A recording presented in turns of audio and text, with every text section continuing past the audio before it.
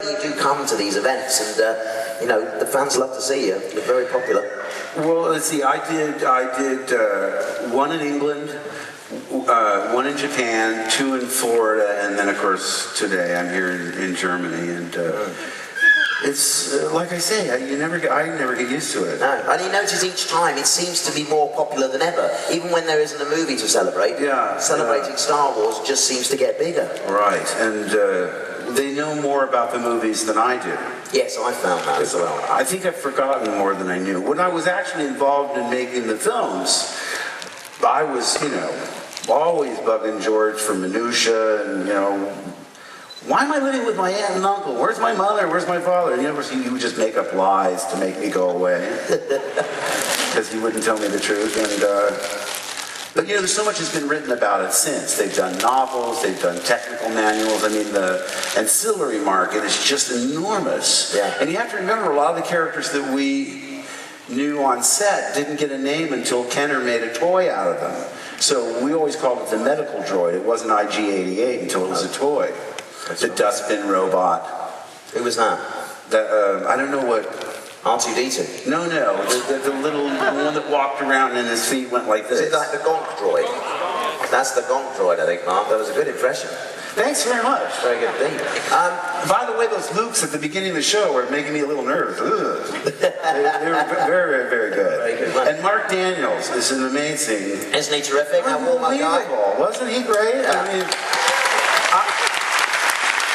I saw him in Florida and I thought, we're not going to be able to hang on to this guy. He's too talented. He's a very talented guy, absolutely. So you talked a little bit about, finding out about your characters. Did George not give anything away?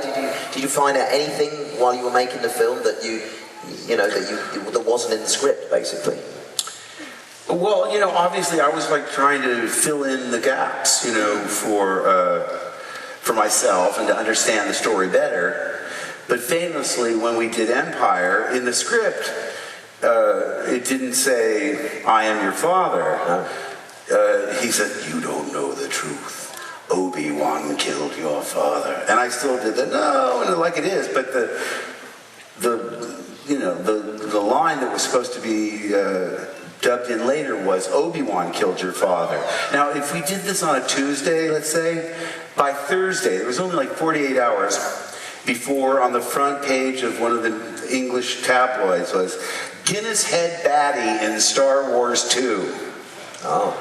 Because somebody on set went down to the pub and there was a guy, from the newspaper handing out 50-pound notes for anybody that would give them any information. So I was sort of secretly delighted that they had leaked false information. Yeah.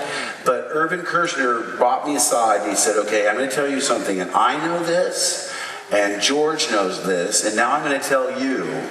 So if you tell anybody, we'll know who leaked it. And I said, what? And he said, here's the real line. And then he told me. I said, really?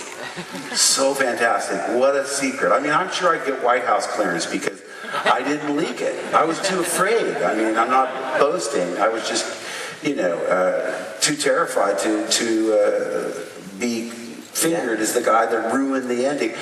And that's the one thing that's really bothering me about this modern age. I mean, I love the internet like everybody else, but there's such instant communication, and there seems to be a desire on people to get information out that would be better if it were a surprise. Yes. This is great. Now, you have to remember, when we actually did the scene, they had these big, gigantic fans to create the wind. There you go, the atmosphere. And so, but what I'm saying is, all of that was dubbed after the fact.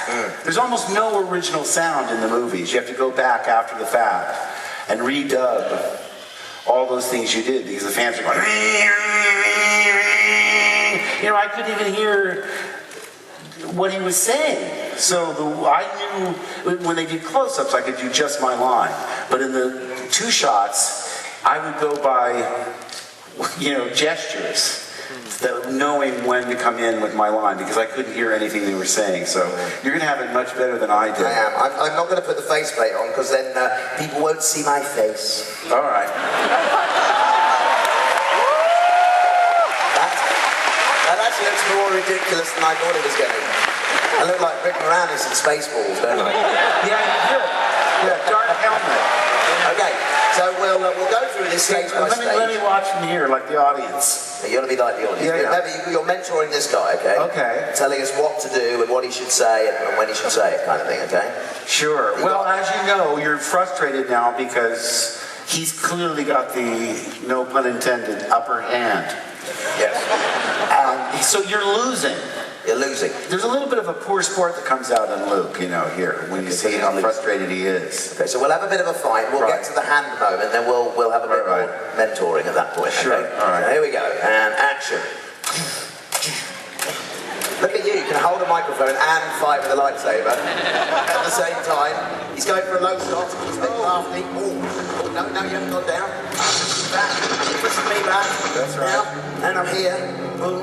And I give you a blow to the arm, don't I? No, you don't drop that. What are you doing? Start cut. No, wait a minute. Also, too, he gets a lick on you. Doesn't Luke get a good shot? He's got to chop me. I haven't fully done your hand yet. He doesn't really connect. He just does a glancing blow. Okay. And by the way, that reminds me, every time I have a chance, I tell this story because it made me so mad. In the one with the ice planet. Empire Strikes Back. Thank you. The Wampa. See, at least I remember that.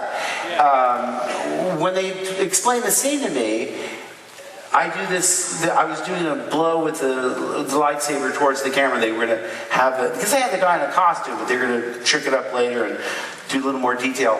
And I said to them at the time, I said, I don't hurt him at all, do I? I think I should just give him a little glancing blow because he's not evil. He's just hungry like a grizzly bear.